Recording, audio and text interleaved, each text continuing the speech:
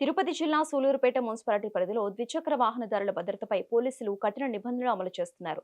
Helmet వాడకంపై అవగాహన కార్యక్రమంలో భాగంగా CA Muralikrishna, SI Brahmanaidu petrol bunk యాజమాన్యంపై సమావేశమయ్యారు. ఈ నెల 15వ తేదీ నుంచి నో హెల్మెట్ నో పెట్రోల్ నినాదంతో హెల్మెట్ లేకుండా వచ్చే వారికి పెట్రోల్ ఇవ్వవద్దని ఆదేశించారు. కాలేజీలు, కంపెనీలకు కూడా ఇదే నిబంధన పాటించాలని కోరారు. నిబంధన ఉల్లంఘించిన వారికి 1000 జరిమానా విధిస్తామని సీఏ మురళీకృష్ణ హెచ్చరించారు. సూలూరుపేట సర్కిల్ పరిధిలో తడ మరియు సూలూరుపేట మండలాల్లో ఉన్నటువంటి పెట్రోల్ బంకులు యజమానులందరినీ కూడా ఈరోజు పిలిపించడం జరిగింది. దీని యొక్క ముఖ్య ఉద్దేశం ఏంటంటే, టూ వీలర్స్ ఎవరైతే ద్విచక్ర వాహనాలు పెట్రోల్ బంక్కి పెట్రోల్ కొట్టించుకోవడానికి వస్తారో ఈ నెల 15వ తారీఖు అంటే డిసెంబర్ నెల 15వ తారీఖు నుంచి హెల్మెట్ లేకుండా కనుక పెట్రోల్ బంక్ వస్తే పెట్రోల్ పొయ్యము అనే నో హెల్మెట్ నో పెట్రోల్ అనే నినాదంతో ఈ పెట్రోల్ బంకుల యజమానులందరూ కూడా సూచించడం జరిగింది. వాళ్ళు కూడా ఒప్పుకున్నారు. దీనికి సంబంధించి ఈ యొక్క 10 రోజులు కూడా అక్కడ చిన్న ఒక ఫ్లెక్సీ కూడా పెట్టడం జరుగుతుంది. No helmet no petrol from 15/12/2025 అని.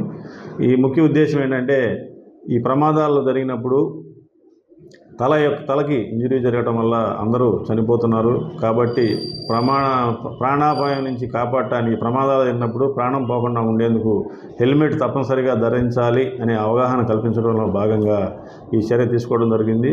అదేవిధంగా కంపెనీస్ అందరికి కూడా మాంబట్టు సెదలో ఉన్నటువంటి కంపెనీస్ అపాచీ కానీ ఇట్లా కంపెనీస్ పెద్ద పెద్ద కంపెనీస్కి ఇట్లా గోకుల్ కృష్ణ ఇంజనీరింగ్ కాలేజీలు, పెద్ద కాలేజీ డిగ్రీ కాలేజీలు అన్ని దగ్గర కూడా ఒక 2 days 3 days వాళ్ళకి అవగాహన సదస్సులు పెట్టి వాళ్ళందరికీ కూడా చెప్పడం జరుగుతుంది.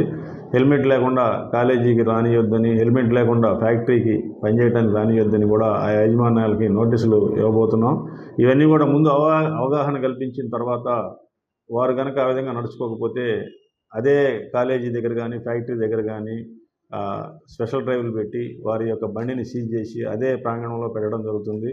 ఎందుకంటే పోలీస్ స్టేషన్ దగ్గర కూడా పెట్టాలంటే ఇబ్బందిగా ఉంటుంది. కాబట్టి కాలేజీ దగ్గర స్పెషల్ డ్రైవ్ చేసి హెల్మెట్ లేనివన్నీ కూడా కాలేజీలో పెట్టి ఫైన్ కట్టిన తర్వాత 2-3 రోజులు ఉంచి వాళ్ళ తల్లిదండ్రులు కూడా తెలియజెప్పి ఈ విధంగా అవగాహన కల్పించి ప్రమాదాల్లో మరణాలని తగ్గించడమే లక్ష్యంగా తిరుపతి పోలీసు ఎస్పీ గారి యొక్క ఆదేశాల మేరకు ఈ అవగాహన కార్యక్రమం పెట్టి, అవగాహన కార్యక్రమం తర్వాత ఎవరైతే ఆ విధంగా నడుచుకోరో వారి మీద చట్టపరమైన చర్యలు, హెల్మెట్ లేకపోతే ఫైన్ విధించడం జరుగుతుందని తెలియజేయడం.